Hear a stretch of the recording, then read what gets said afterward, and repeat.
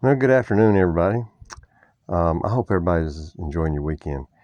Hey, I've got a question. I watched this guy for quite a while and a half for a long time, and I I've just gotten to where I try to tune him out and kind of point at some of the things that I know that he is, being really wrong about. All right, some of his teachings, like in this video, he's in the caption. It shows, they've been resurrected from the dead. Well, neither one of them had died. Okay, it might have been scary, but they weren't raised from the dead. And then he'll tell you that he's been to heaven and hell physically, and well, that we know goes against the very teachings of Jesus Christ. So, see, I stand on certain words that are taught by Jesus and not man. So I'm trying to listen to men. But the thing that gets me and that's kind of puzzled me is this. Notice the eye patch. One of them is in one picture is of the left eye and one picture is of the right eye. Is that a camera trick? How can that camera trick pull that off? I mean, if the man's eye is gone, it's gone. Of course, now he did tell us that he received his eye back, because he's in a miracle status of life or body now. I would assume when you're raised from the dead, your body would be renewed, right? I mean, it's renewed in the spirit, not back into the flesh. So, see, I can stand on something like this and argue about it. But a camera trick, now there's too many, I'm too old. I'm too old. Some of these new fancy things out there can, fool my eyes, especially mine, being I'm damn near blind, okay? But the question I'm asking is, how is this possible? Can somebody answer that? Because I don't want to quote and stand on 2 Thessalonians, all right, which I'm going to just read. I'm just going to read it. I'm not going to stand on it as an argument until I get a little research on this. But the coming of the lawless one is according to the working of Satan. So everything that's coming on and around about us right now is from Satan. And that's one of the main things that I want to get everybody to understand. You got to come out of the churches. Woo! You got to come out of these people that put themselves up on pedestals so high that, it's ridiculous, okay? We know that Jesus says where he goes upon death that they could not follow him as of yet.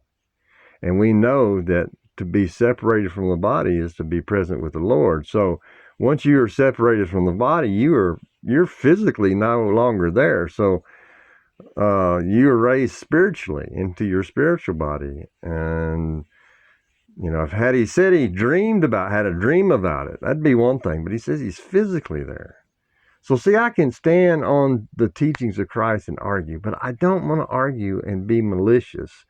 So that's why I'm going to come here and just read this, because we know that the coming of the lawless one is according to the workings of Satan. So we don't want to be deceived, right? And all the power and signs and lying wonders that he's going to show us, they're all going to be false, right? Confusing, trickery, and with all unrighteous deception among those who perish, because they did not receive the love of the truth, that they may be saved. Which, if you've listened to me, if you have, I know I made these little 1-minute videos, and they've been kind of like a little experiment to see, like I'm just experimenting to see where I'm getting my audiences at and how long I need to speak and all that kind of stuff. And it's obvious that they're attracted to the really short stuff. But as I've always said in my previous, you can't listen to the short stuff and get the full effect out of it because there's too much behind everything. So I can't make a video and just say, oh, looky here, I can read this, and that'd be wrong. So I'm asking y'all, if y'all know anything that can help me. Because, see, we know that our truth comes from the Father. That's the love of the truth. That's why our heart remains faithful with him. It's not hardened.